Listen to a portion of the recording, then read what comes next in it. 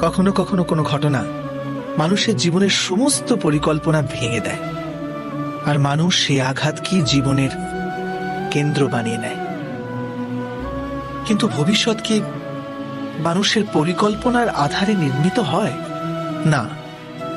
যেভাবে কোনো উঁচু পর্বতে যে ব্যক্তি সর্বপ্রথম চড়ে, সেই পর্বতের পাদদেশে বসে সে যা পরিকল্পনা করে, সেই পরিকল্পনায় কি তাকে পর্বতের শিখরে পৌঁছে দিতে পারে? না। বাস্তবে সে ব্যক্তি যত উপরে ওঠে তত নিত্য নতুন পরীক্ষা, নতুন বিড়ম্বনা, নতুন ধরনের অবরোধের সম্মুখীন হয়। প্রত্যেক পদে তার পরবর্তী পদক্ষেপ ঠিক করতে হয়, প্রত্যেক পদে তাকে পরিকল্পনা বদলাতে হয়। না হলে যদি পুরাতন পরিকল্পনা তাকে খাদের দিকে ঠেলে, সে পর্বতকে নিজের যোগ্য করে তুলতে পারে না, কেবল নিজেকে পর্বতের যোগ্য করার চেষ্টা করতে পারে। আচ্ছা, জীবনের ক্ষেত্রেও তো এমনই হয়।